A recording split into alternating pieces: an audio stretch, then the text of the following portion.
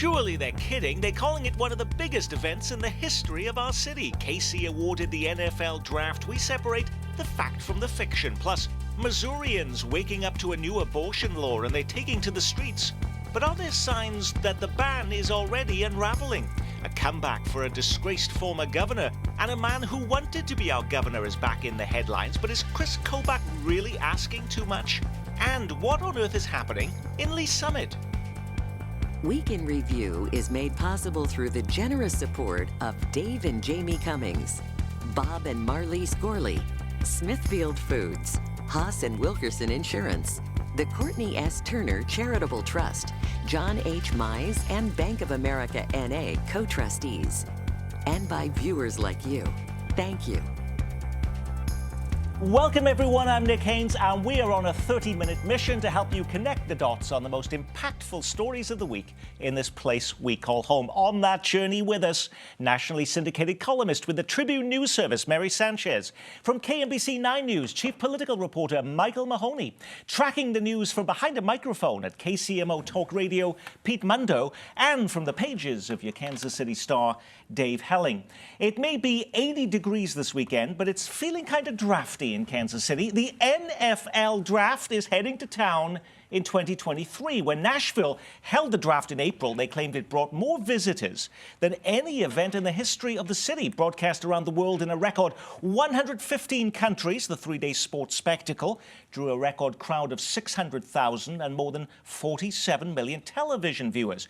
But are we really to believe the hype I'm seeing in some news stories this week that this will be one of the biggest events ever in Kansas City, Michael Mahoney?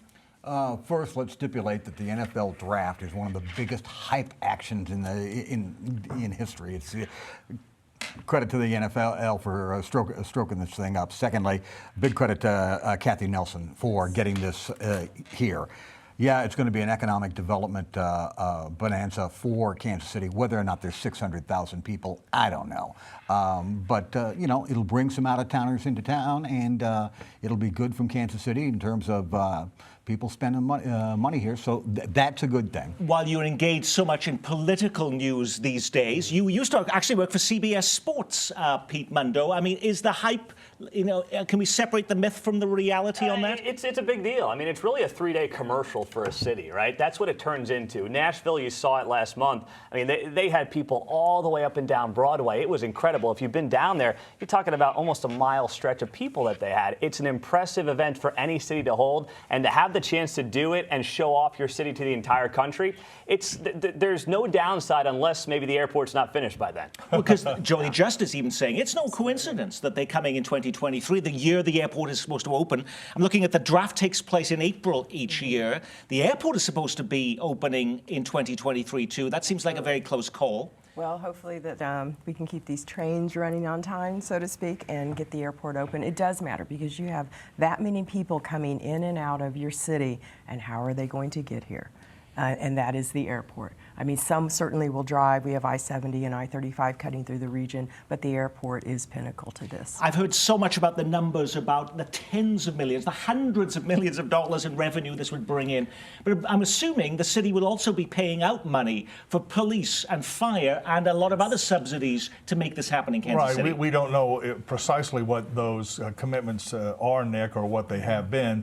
You know, we covered the Kansas City's pursuit of the 2016 Republican National Convention, and there was that sort of trade-off too. Yeah, it would be fun. Yeah, you get your name in the headlines, but by the way, 90 blocks are closed off for 6 weeks, and security is a problem. I'm a little less impressed by the NFL draft, I must say, than some of my colleagues may be. It's like watching paint dry. I don't get the attraction, and the idea that somehow an NFL fan would not know Kansas City exists except for the draft is probably really out there. I mean, obviously we have a franchise here, and a good franchise, so the fans know Kansas City exists. Having said that, it's fine. Come on in, let's have fun, spend some money, get on ESPN or whatever channel, ABC, whatever. We're getting a lot of questions from our viewers, and I'd love to answer those. KCPT viewer Tony in Overland Park asks, why Union Station, which is where this is going to take place? Why not the Power and Light District, Michael? I have no idea, except that they saw what happened down in Nashville and feel like they need this. Yeah. The other thing that I wanted to bring up on this for a second is when they had this news conference on Thursday, I believe, the city officials were pressed on how much money, and they steered absolutely away from that question. So they didn't want to answer how much this is going to take. The city is going to be putting some money on the line. They'll probably go out for corporate sponsors. That's all fine. But I do share Dave's view on this.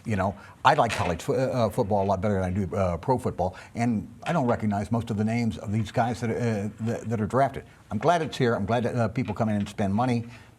Good for them. Well, many of our viewers are more enthusiastic than Michael Mahoney and Dave Helling. KCPT viewer Jan in Lee Summit saying, next up, hosting a Super Bowl in Kansas City. Does hosting a draft put you in better shape for hosting the Super Bowl, Pete? I think it does, but the drawback for Kansas City is you have an outdoor stadium in a place where it's in the 30s in January and February. So that's the drawback, and that's what this is about. It's a chance for the city to show off it has the infrastructure to move and hold this type of, this many hundreds of thousands of people. But in terms of whether or not it helps you host a Super Bowl, until there's some type of dome here, a retractable roof, that's never going to happen. Well, could this ignite a new bi-state tax campaign to fund a retractable roof over Arrowhead Stadium? Remember that campaign from more than a decade ago? Isn't a roof, though, we know is a prerequisite for hosting the Super Bowl in cold weather.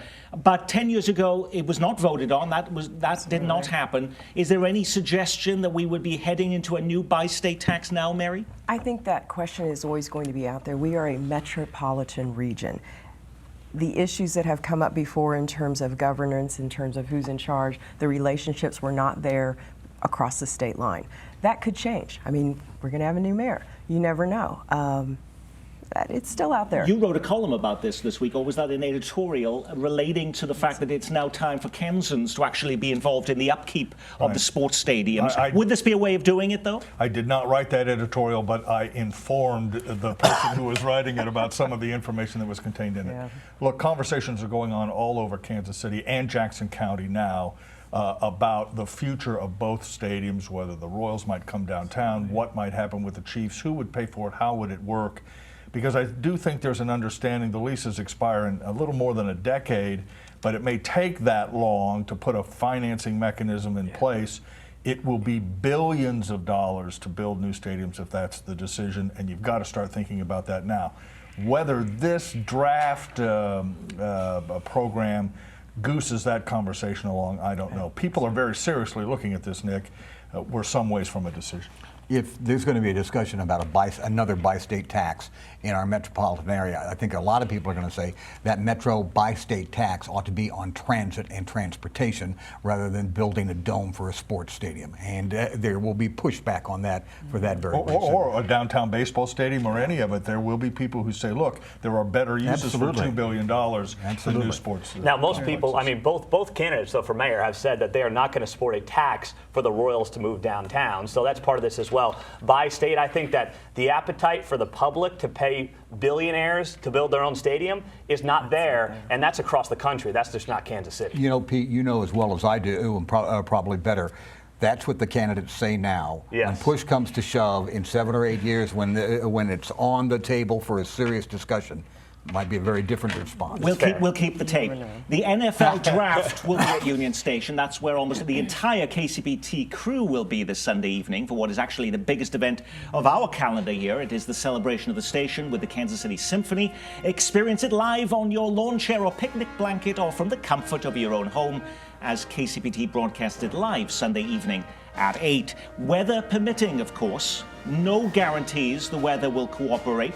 We know all about that this week. Many of your fellow Kansas Cityans cleaning up soggy basements from a deluge of rain. It was a week that also saw deadly storms whip through Missouri, killing 3 and causing massive damage in the state's capital, Jefferson City. Responding to the devastation was the top priority of Missouri Governor Mike Parson for a few days at least. It pushed the debate over abortion in Missouri off the front page and from the nightly national newscasts that have been covering what is now one of the most restrictive abortion bans in the country, blocking women from terminating their pregnancy at 8 weeks with no exceptions for rape and incest.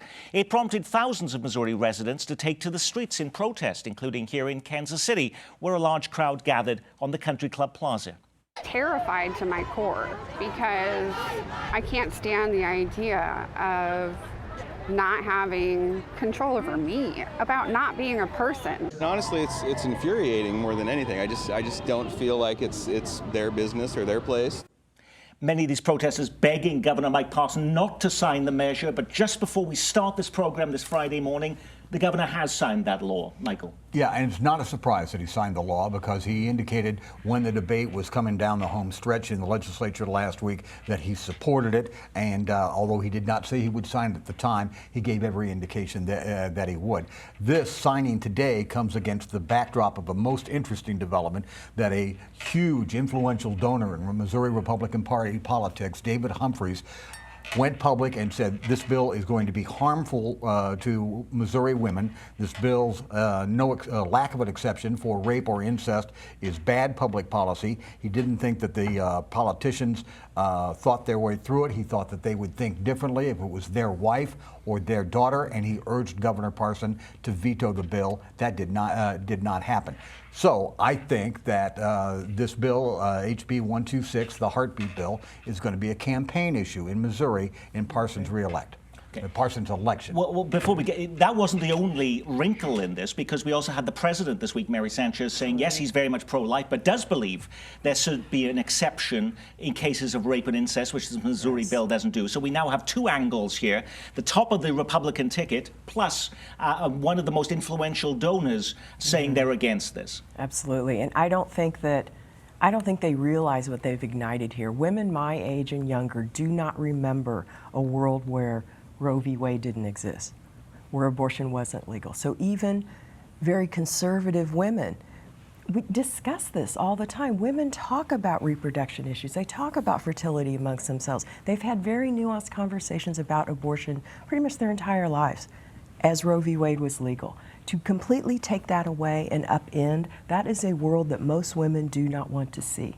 They just don't. And I don't think that these politicians realize how big of a pushback they're going to get, even from conservative women. It was interesting to me that when I saw the folks protesting, so many people, Yes. you saw the signs, some of the things that was said was that, wow, we had no idea this was happening. It took us by surprise. And yet we were seeing email blasts back in February about this. Is this about the fact that people do not pay attention to what happens at state politics? They're so fixated on what happens in Washington. Some of that. Abortion comes up every year, of course, Nick, but here's an important thing to keep in mind. David Humphrey, who opposed the bill yesterday, has suggested, at least privately, that he might seek to put this on the ballot in 2020. Yeah. You could do a petition drive and force a referendum in Missouri on whether, in essence, abortion should be legal or not. In Kansas, there will almost certainly be a push to put abortion on the ballot in 2020 as a constitutional amendment because of the court decision. So you could have two public votes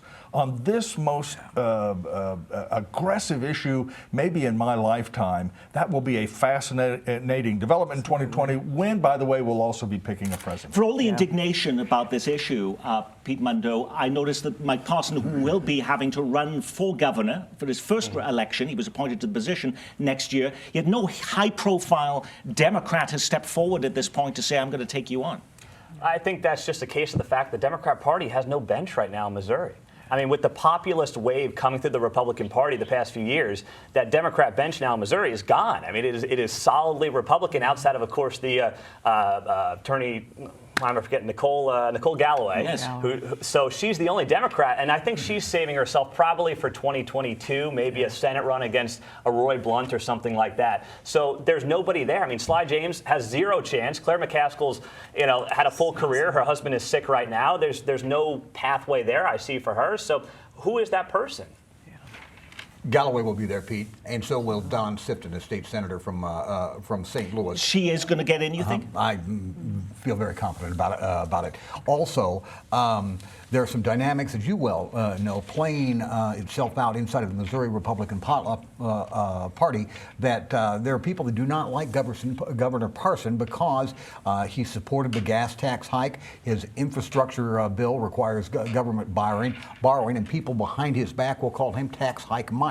And I don't know that there's going to be a primary, but I don't know that there won't be one. The Republicans, as you well know, once they rebuild their office after the tornado strike in Jefferson City, will do everything they can to avoid this. But as we said earlier, this is going to be an election year issue. I think Galloway is going to run, and I think Galloway is going to run on this issue. And I think, too, on top of that, just to add to it, Parson, there's not that primary challenger, but this bill, with the abortion bill, that may actually in some ways help him with the conservative base that may not like some of his tax policy ideas. Now, there was speculation, you may recall, that former Missouri Governor Eric Greitens was interested in getting his job back and taking on Parsons. This week we learned what Greitens is going to do now. He's joining the Navy. The former governor says he's also working on a new book, which is expected to be released later this year. Does that put an end to his designs on a future political run, or is this a sign he's trying to reinvent himself in preparation for a future campaign, Mary? I think he wanted to recode himself in the veneer of being the Navy SEAL,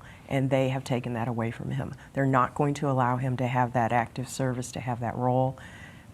What is he going to do now? Some people are outraged this week why he could even be accepted back into the military, but he wasn't actually convicted of anything.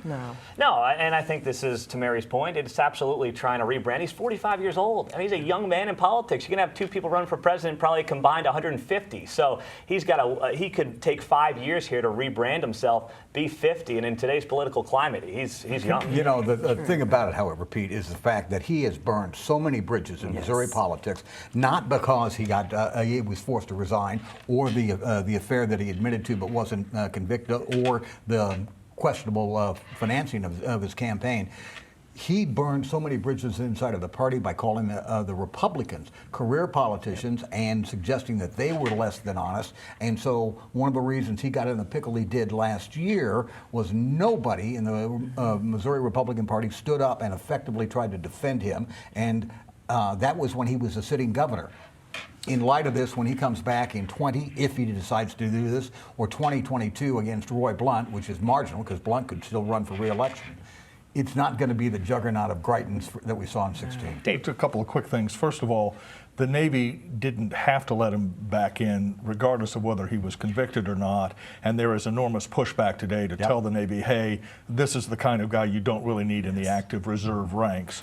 The second thing is, Pete's right, there is no Democratic bench in Missouri, but time has a way of working these things out. There was no bench in Kansas, and yet there's a Democratic governor today, and there's a Democratic congresswoman in the 3rd District today, precisely because the candidates nominated by the Republican Party were a concern. So I wouldn't count the Democrats out now before next year's election or 2020. Now, we've all gone to job interviews, and chances are good we probably asked about the health benefits, the vacation policy. Would we get free parking? So is there anything wrong in being clear about what you want, say asking for a private jet or weekends off, and a promise you'll be promoted within a year? Those were 3 of the demands the New York Times claims former Kansas Secretary of State Chris Kobach made as he was being considered for a job as President Trump's new immigration czar. He also wanted walk-in privileges to the Oval Office and a guarantee he would be named head of Homeland Security by the end of the year. Is that so unreasonable? And perhaps more importantly, is it real? Pete? I don't know. I mean, I take it as being real. I had reached out to Chris personally earlier this week when this came out, figuring, hey, if this is fake news, as the person that he hoped was going to be his boss would say, he would at least let me know, and unfortunately I did not hear anything back. So if it was one of those reports that was totally erroneous, I think you'd be out there fighting it, and that's how I have to look at it right now. And he's never mentioned any of this on Twitter either. No, here's the thing, and forgive me for the inside baseball, but everybody around this table will understand this. This was a leak from the White House, from the Trump administration to the New York Times, in particular, the hated New York Times, and they deliberately went out to scuttle Kobach on this. And one of the reasons behind this, as I understand it, was that Mr. Trump, the president, and the White House political arm in general were very unhappy with the results in Kansas. Not only did he lose, but he lost badly, and he ran a poor campaign. And the Kobach campaign, as I understand it, suggested to the White House and the political arm that we're okay out here. We're gonna take care of this. And it didn't happen. He got stomped, and now this leak comes out clearly from the White House to scuttle him. It's very, very interesting, and I think it tells a lot about what may not But be happening on in the our future. Ruckus program last night, Denidre Herbert, who was a communications director for Chris Kobach's election campaign for governor, says he will now run for Senate. He very likely might. I mean, Chris will not give up. You know, he's a very smart man. He's very diligent. I thought this list sounded very unlike Chris in some ways, except for the portion about wanting to come back to his family. I know he's very dedicated to his family, but he's not grandiose in these ways. He is in terms of what he thinks he can accomplish and do outside of the Constitution, particularly in regards to the border. But I thought that is an odd thing. So you thought it was a little fishy? I thought it was very fishy and very non-Chris, but I think it has done exactly what they wanted it to do. It put the kibosh on the idea that he could become the next Homeland Security chief. That's not going to happen. Well, the woman who defeated Kobach in the race to be governor of Kansas is now in the hot seat herself this week. Laura Kelly is being blasted by Republicans for vetoing a tax cut plan that would also reduce the sales tax on food. She's also facing new headlines about the state keeping foster kids in offices overnight, something she promised to correct while running for the job. It's one thing for Kelly to claim she can't get a lot of things done due to Republican opposition, but is it harder for the new governor to escape blame for failing to fix the fate of foster children in a government department she controls, Dave? Yes, and it's a problem that she needs to see fixed as quickly as possible. Some of the problems she inherited from the Republican administration have not been fixed during her first 4 or 5 months in office, including the foster children system, as you point out. The corrections problems still exist. The state budget still teeters a little bit. I do think that she's facing, first of all, it was very clear she was going to veto the tax cut bill. And for the Republicans to claim, hey, we could have cut sales taxes on food is extraordinarily disingenuous. Since had they passed a simple cut in the sales tax on food, she might well have signed that. This was largely about corporate tax cuts in the state of Kansas. They tacked on food as a political talking point. The veto was expected, and I don't think they'll be able to override it. And, you know, to add to Dave's point, you talk about political expedience. You have Susan Wagle, the Senate president, who very well is likely going to be running for this 2020 Senate seat. So there's angles to this for people heavily involved in what happened here that's beyond just passing a bill here in 2019. They're looking ahead for their own potential political futures.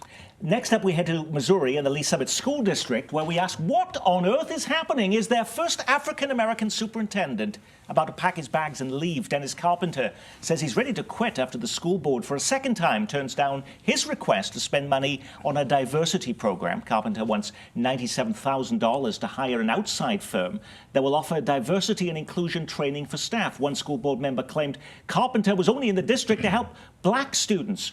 What are we to make of this latest spat? And didn't the school board know what they were getting when they hired Carpenter from the Hickman Mills School District 2 years ago? I noticed even his Twitter handle is Equity Superintendent Absolutely. 1. Yeah, they should have known. I actually am a graduate of Hickman Mills, where he came from. I think when you try and come in as a new superintendent, and he is still a new superintendent, it takes time to build trust, relationships. He did not have that yet. The issues that he's trying to deal with are very deep, not in terms of that Lee Summit, where some of my family lives, is a horribly racist community. I don't think it is. But these are very difficult issues. You throw out terms like white privilege, which most people don't even understand. You can't do this in this open public space, and unfortunately, you're seeing things play out. The Kansas City Star has done a very good job with Murray Williams writing these pieces, but the nuances that need to be, the conversations that need to happen one outside nuance of is the this. fact that we even see African-American parents in the school district Yes. also saying they're not happy with this, that if it's about closing the achievement gap between high and low performing students, is this the straightest route to getting there, Michael? Mary brings up a really important point here that must not be forgotten. And the fact that this is a multi-layered story. There are a whole bunch of nuances to it. This is not simply black members on the school board versus white members on the school board. There is the people I'm talking to believe that there is a need for an equity study there, and that it should go forward. And it's not simply, no pun intended, a black and white issue in any respect. It is multi-layered, and people should watch this and watch the fine reporting that Mary just referred to, and watch this story closely, because it is not always what it seems. There are a lot of layers. Okay, we'll keep watching it. The very first TV ad, by the way, in the race for Kansas City mayor went on the air this week. It's from Jodie Justice. She may need that extra attention. A new poll just released shows her opponent, Quinton Lucas, maintaining a strong lead. He's up 8 points. What was interesting to me is that 32% are undecided. That's actually higher than the last poll. Now, how can that be? Well, right now you have two candidates that have a lot more similarities than they do differences. Our first debate we had on KCMO and KCTV5, Quinton Lucas took a couple of shots, for lack of a better word, at Jodie Justice when it comes to the airport. Those have picked up in the in the Star debates here the last couple of weeks. But that's kind of the only drama right now I'm seeing around these two candidates. But with more attention, you'd think there'd be fewer people undecided, Michael. Nick, here's the thing: is I've gone to all these forums that my partner here, Mr. Helling, has done a great job organizing, and when they're over, a lot of people stay afterwards. Not everybody, obviously, but there are lots of little conversations, 3 and 4 people, and I try to join some of these conversations. What did you think? Who do you think won? Blah blah blah blah. And some people have picked a side on this and picked a candidate, but as that poll reflects, there are a lot of people that are still kicking the tires on this. And two things. One thing will happen on this: if the undecided remains high, the general political dynamic here is that about half of those people will just say, I can't make up my mind, I won't vote. The other half will pick a fight. But I do think a lot of people are still kicking the tires. Yeah, just quickly, the challenge for both candidates in the final month is to take that 32% undecided and make them decide on a candidate. And I believe the first candidate who gives the electorate a reason to vote for them will get the majority of those votes and be the next mayor. That's the challenge in the next month, Nick. Someone has to stand out in this. Absolutely. Someone needs to differentiate themselves and stand out as either the more progressive candidate, the candidate that's going to work for you. The candidate who's going to put a rolling roof over Arrowhead Stadium. With five-state buses coming. That is our Week in Review. Our thanks to our news reviewers, Mary Sanchez and Pete Mundo, and Michael Mahoney and Dave Helling. I'm Nick Haynes. From all of us here at KCPT, thanks for spending part of your Memorial Day weekend with us.